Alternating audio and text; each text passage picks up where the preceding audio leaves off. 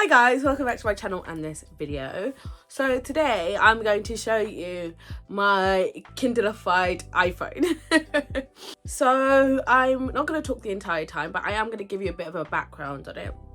So I really want a Kindle, but I've decided I have too many electronic devices.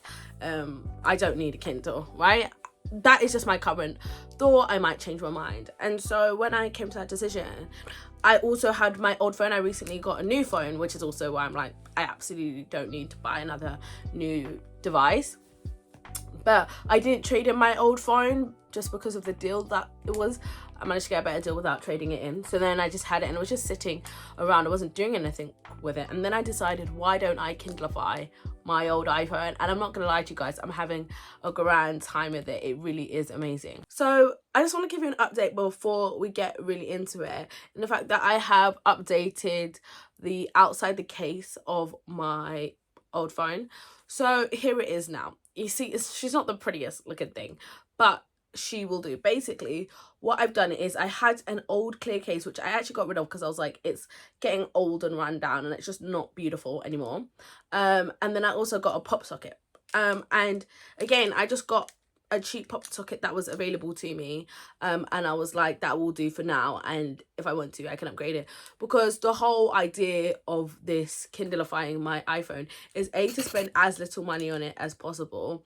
And yeah, no, that's it. There's no beat. It was just like, let's try and minimize the cost. Like, it's not every day splurge on accessories. Sometimes it's use what you have. And so that's why I went and found this old iPhone case that I had disregarded, because I was like, it's just not brand new. It's like kind of got scratches on it, you know. And I was just like, no.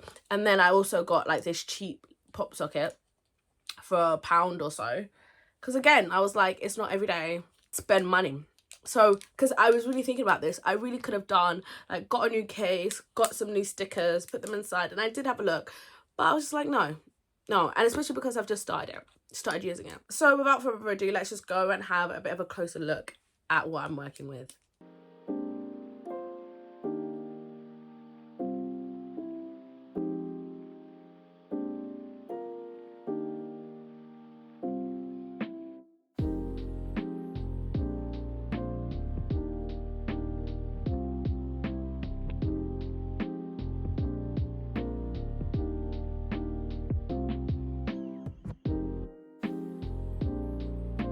As you can see, I've added a paper-like screen protector onto my phone, which creates more of a matte appearance and feel.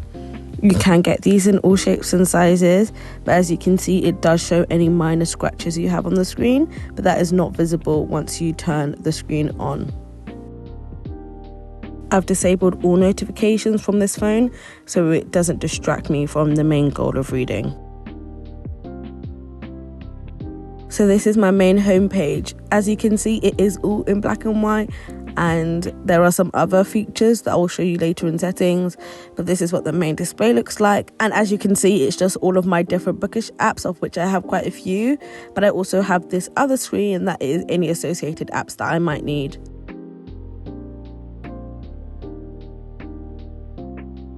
So let's open up the Kindle app so you can have a bit of a look as to what it's actually like to read.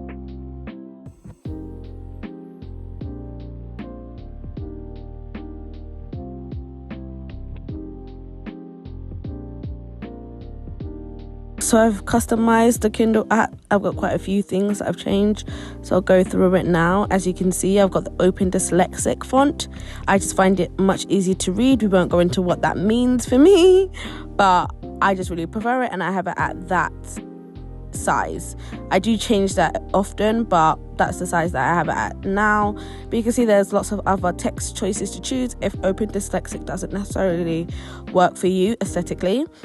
Then in terms of the other settings, usually I would have it on a green, which is what I've just tapped, but because it's black and white, I have it in white to make the cleanest look. And here are some other settings that you can see that I have it on, which I didn't feel the need to go through further.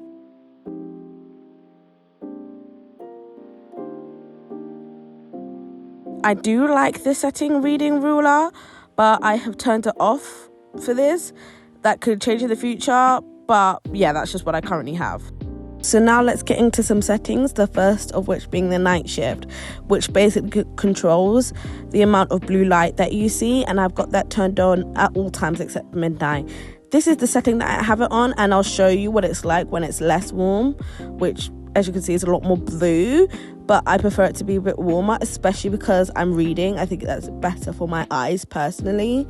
As you can see, it is a gradient, but this is just what I've chosen. When I go more warm, I find it's too much for me, so I kind of have it in a middle ground. I might change it in the future, but that's where I have it for now, and I think it creates a nice look and more of a Kindle look. So about here. So this is how you get the black and white feature. So go into settings and scroll down until you see accessibility. Then inside accessibility, in the top vision section, click display and text size. Once you're there, again, scroll all the way down to the bottom and you should see color filters and click that. It will originally be toggled off, but then you just click the toggle and turn it on, and it will come up with a range of different filters, and click the grayscale. You can adjust the intensity. If you have it all the way up, then that's more of a black and white look and feature, more like a traditional Kindle, whereas you can turn down the intensity so that some color is showing and it mimics a color e-ink screen. If you've seen some of the new color e-ink e-readers that are about, then that's kind of what it will look like. You can do this another way, which I will show you now. If you reduce the white point, so again toggle that on, and again that can be adjusted. As you can see by looking at the pencils, that reduces the sharpness, the brightness of some of those colors. So that's another way that you can create more of an e-ink look or reduce some of that harshness. But I prefer to have the grayscale on and have it toggled all the way up so it's more of a traditional Kindle aesthetic.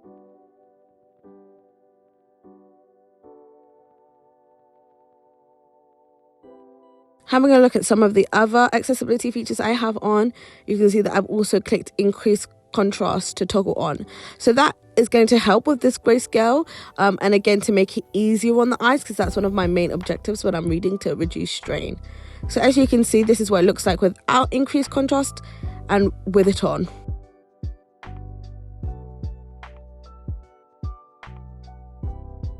Another one that I have is bold text. I think bold text is again important to reduce strain and make things easy to see, especially when it's black and white.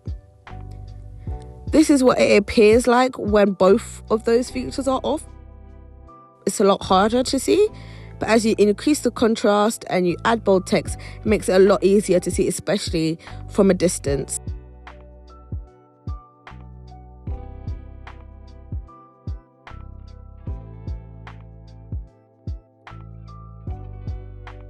So here's some other features. So this is in display and brightness, and this is where you can adjust the overall text size on your device. Again, I have it slightly larger, but I don't have it all the way up. You can make it all the way bigger to here, or find some even larger text sizes in accessibility, but I just have it just above normal, again to reduce eye strain. When I say normal, I mean default.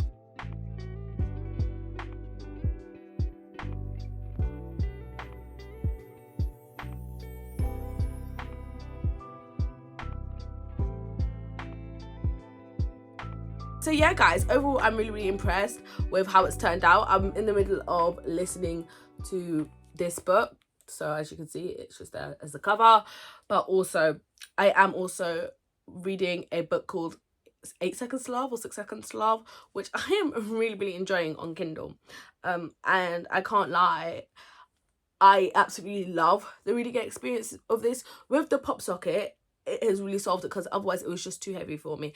But now the pop socket has literally just made this the perfect reading experience, and I've put it there, which, you know, you might think that's such an odd place to place it, but with the hole and everything, that is just how I prefer to have it. Like, I hold it like this, or if I want to have it on the other hand, like that, so I really like it that way. As I said, the screen, the everything, all of the customizations that I've done for me have really worked. I really enjoy the reading experience of it. I love the matte screen protector. I really would recommend it. So I know I said I wasn't going to spend much money, but I did spend, like, let's say a tenner in total on this transformation, and the main cost being the screen protector, and to me it was absolutely worth it. I really do feel like it really upped that luxurious feeling of it. How's the battery? That's something else I wanted to talk about. The battery, so far to me the battery's been good. I charged it this morning and it's got 88%.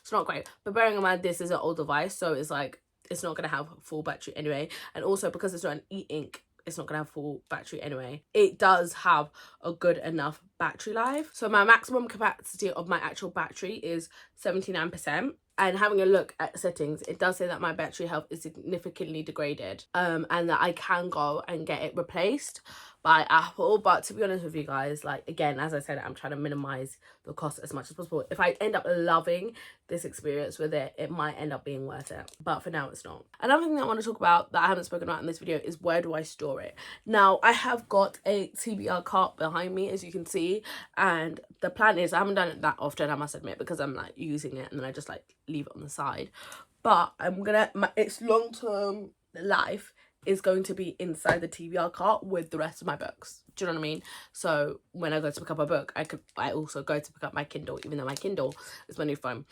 Let me tell you how obsessed I am with it. I wanted to take it to Thought Park and I was told, relax, like, you're actually not going to read that much. Like, and they were right, I didn't need to take it to Thought Park, but the thought was there, and that shows me like how much I'm enjoying the current experience of having it. Thank you guys so much for watching. I hope you found this interesting, and I hope I've also kind of sparked some ideas for you as well, in trying to like minimize the consumerism within the booktube community, and reusing devices and not always needing to buy the newest and greatest thing. Not that I'm the best, as I said, I just bought a new phone, so, you know, hopefully I've given you some ideas, and I hopefully you just found this interesting anyway. So I'll see you guys later. Bye guys.